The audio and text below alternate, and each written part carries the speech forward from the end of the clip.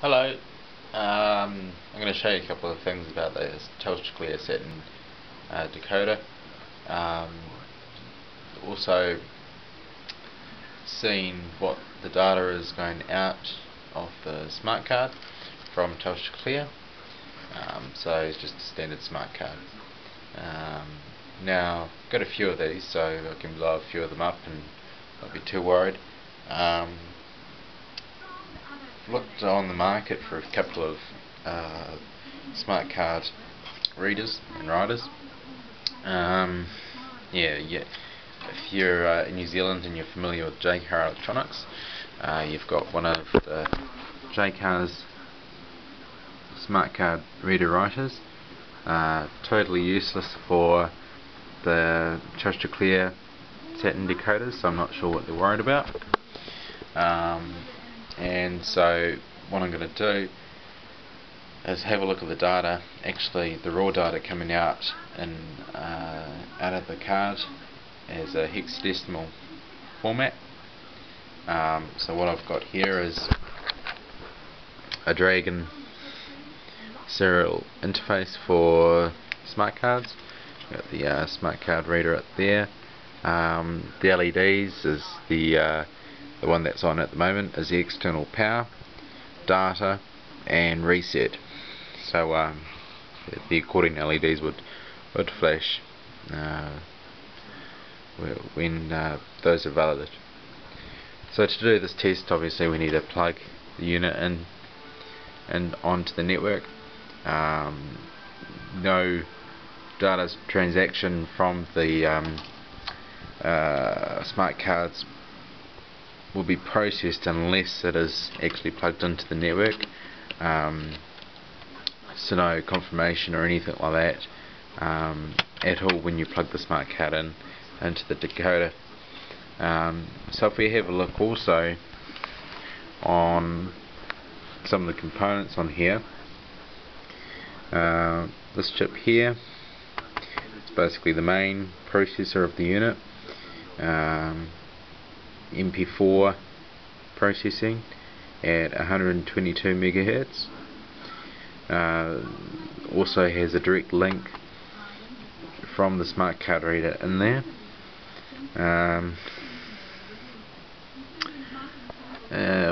Power supply, pretty boring. Got the J tag in here, so that will be pretty interesting to play with later on and see what we can get out of there, and maybe make up a little program to communicate to the main processor.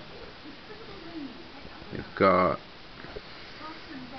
some of the work for the Ethernet controller. Now just another thing is that if you're messing with these decoders, never have the internet modem hooked in, as that's how the Telstra Clear decoders communicate to Telstra Clear. Another thing is that all these decoder boxes have a unique MAC address, so you're in the shit if Telstra Clear finds that you're screwing with their equipment, especially if it's your decoder. So in my case, this isn't my decoder, so quite fortunate there. So we'll insert the serial card interface into the unit.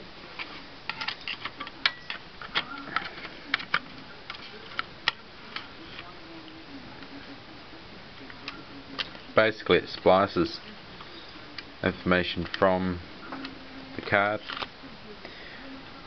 through some processing and goes into the decoder. So now we'll restart the unit. We've opened up the program. Basically it's an easily downloadable program called Serial Watcher. So I'm going to just restart the unit.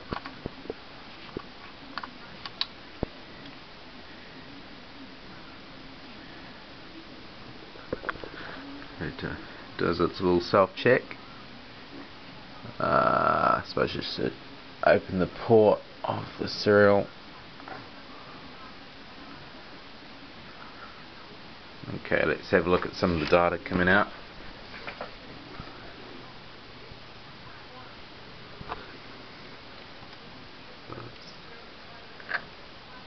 Just stopped at the moment. It's probably done its self-check.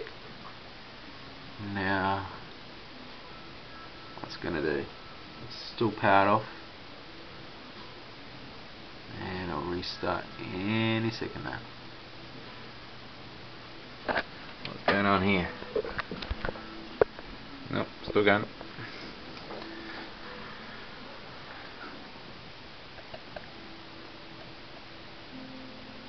There we go. Now, if we have a look at it, which you can't over the net, but what we can see is that in a short burst, if I just pause it, okay, if we have a look at some of the data that's coming out, piss off, remind me later. If we have a look at some of the data that's actually coming out, is that it's a rolling code. So the initialization of the card, it determines what the address is of where to look, and then what the data comes out of that into the decoder represents whether to actually decode the channel or to say nah, sorry, not working. So over a 24-hour period, the sorting the difference of the code compared to a couple of hours later, it's all different. So it's a rolling code, so it makes it a little bit more difficult to play with, but it's interesting to see exactly what's coming out of the smart card for it. So that's basically it.